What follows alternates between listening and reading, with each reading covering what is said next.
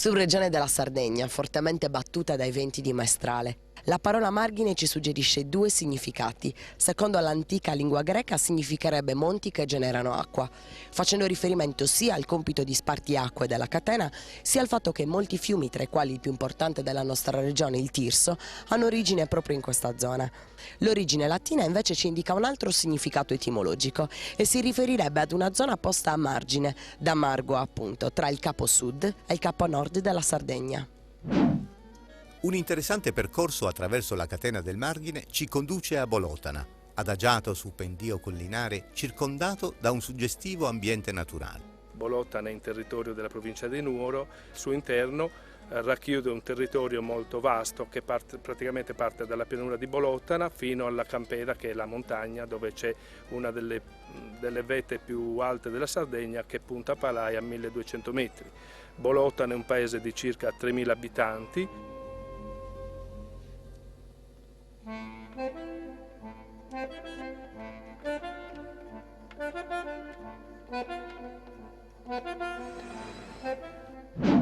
Non può non considerarsi la rilevanza culturale e artistica dei monumenti religiosi presenti qui a Bolotana, partendo dal meraviglioso portale rinascimentale della chiesa di San Pietro, passando per lo stile romanico gotico prima, poi tipicamente aragonese di quella di San Bacchisio, e giungendo a quelle di San Basilio e di San Giovanni, e al convento dei frati Cappuccini immerso nel verde della campagna. Ma conosciamole meglio con l'aiuto del signor Beniamino Piras. Il paese di Bolotana è importantissimo anche per delle chiese che ci sono la chiesa di San Pietro, che è il nostro patrono, c'è la chiesa di San Bacchisio, c'è la chiesa di San Giovanni, c'è la chiesa di San Basilio, oltre al convento dei Cappuccini che poi c'è stato a Bolotana, che purtroppo è stato un po' abbandonato, però anche quello è una grande testimonianza della vivacità del nostro paese, giusto Beniamino? Sì, a questo proposito c'è da dire che quasi tutte queste chiese sono sorte più o meno nello stesso periodo, fra il 1500 e il 1600. Per esempio quella di San Bacchisio è stata consacrata nel 1598. Una particolarità della chiesa di San Bacchisio è la presenza al suo interno di un bassorilievo scolpito nella tracchite di danzatori appunto, che si tengono per mano e danzano il ballo sardo. È una particolarità quasi esclusiva di San Bacchisio. Dico quasi perché esiste un'altra raffigurazione simile nella chiesa di Zuri, di San Pietro di Zuri, che ha la stessa raffigurazione praticamente, quindi diciamo così che in due chiese c'è questa esclusività. La chiesa di San Basilio, progettata come opera privata per volontà della nobildonna Anna Fara, fu realizzata dal Picapedras Michele Puig, nativo di Cagliari ma residente a Bolotana, che seppe integrare le forme gotico-aragonesi proprie della tradizione architettonica sarda dalla prima metà del XIV secolo fino al XVIII secolo. Tra le altre chiese si distingue quella tardogotica di San Giovanni, eretta alla fine del 400, con rilievi architettonici in tracchite rossa di grande espressività, e all'interno, in una nicchia sull'altare, la statua del santo del XVI secolo di scuola sardo-napoletana. Sul sito più antico attorno a cui si sviluppò Bolotana è il santuario di San Basilio, in forma profondamente rimaneggiata di una chiesa che pare risalisse all'epoca bizantina e di cui non resta traccia nell'attuale impianto. Bolotana è posta sulla via d'accesso al versante settentrionale della catena del Margine, in cui innumerevoli sono le possibili escursioni suggerite dalla Proloco. All'interno di sorprendenti zone boschive di grande interesse naturalistico, dove si individuano le tracce non trascurabili di antiche culture che testimoniano l'insediamento di un'umanità antica nel territorio. Al periodo neolitico appartengono le numerose domus de Janas e i misteriosi circoli megalitici e le perdas fitas di Ortakis, posti sulla montagna a 1000 metri di altitudine, che avevano una funzione importante nelle cerimonie relative al culto delle acque, che sgorgano ancora copiose nelle sorgenti circostanti. Sorprendentemente numerosi ed imponenti nelle campagne intorno a Bolotana sono resti di nuraghi, tombe dei giganti, pozzi sacri, che testimoniano la presenza proprio qui di antiche civiltà nuragiche, qui dove una passeggiata in mezzo al verde può trasformarsi in un suggestivo viaggio nel tempo.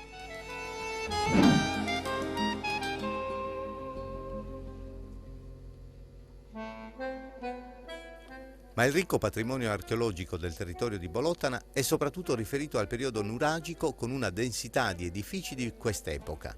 Nuraghi, tombe di giganti, villaggi, recinti e manufatti militari, pozzi sacri e fonti sparsi sulla montagna, tra le più alte in assoluto di tutta la Sardegna.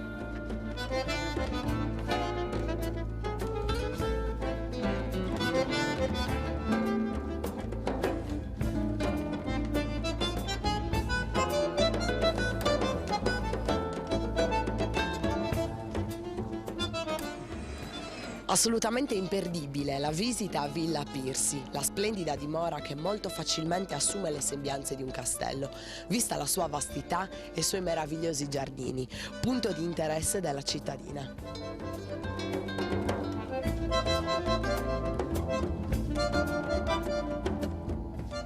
E qui dietro invece abbiamo la Villa Pirsi, che è una testimonianza più recente rispetto ai nuraghi, però altrettanto valida e importante, perché la villa, che è stata costruita dall'ingegnere inglese Benjamin Piercy, che è costruttore delle ferrovie della Sardegna, personaggio molto importante perché ha saputo sviluppare nel nostro territorio un'azienda agricola di grande importanza. Benjamin Piercy, giunto in Sardegna verso la fine dell'Ottocento con l'incarico di fornire alla regione un buon collegamento ferroviario tra i centri urbani, acquisì una porzione di territorio intorno al piccolo centro abitato.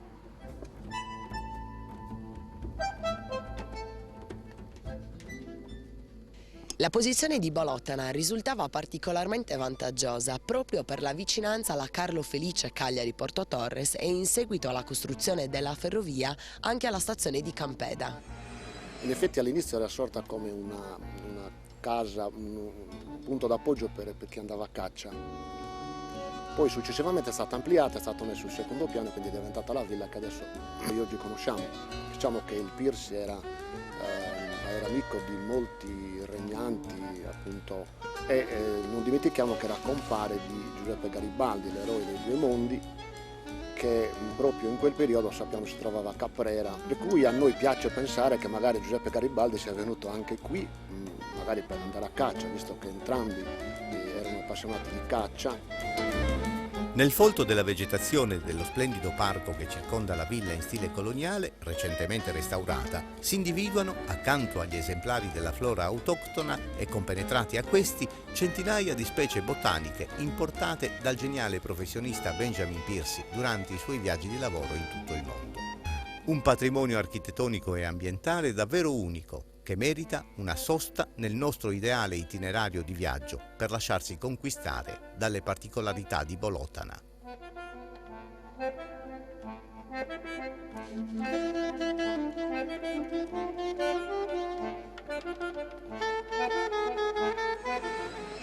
Storia, arte, cultura e religione. È davvero ricca l'offerta turistica proposta da Bolotana, tante possibilità per soddisfare le più svariate esigenze di chi vorrà visitarla. Ricordiamo che è possibile contattare l'associazione turistica Proloco, che sarà lieta di fornirvi informazioni e suggerimenti. E adesso concludiamo il nostro viaggio a Bolotana dando, perché no, uno sguardo alla tradizione culinaria e alla ricca varietà di prodotti tipici.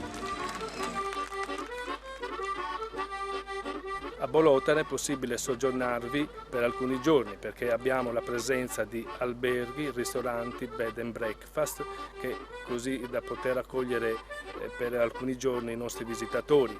All'interno del paese abbiamo delle botteghe artigiane e ancora un altro prodotto molto importante che Bolotana produce appunto è l'olio, che è un olio di extravergine di altissima qualità. La Proloco è a vostra disposizione perché siate guidati appunto nella visita nel nostro paese e per far questo la Proloco appunto ha realizzato una brochure che praticamente ripercorre tutte le cose importanti del paese, è stata tradotta in varie lingue in modo tale che qualunque visitatore anche non italiano possa venire nel nostro territorio e valorizzare, e noi siamo sempre a vostra disposizione.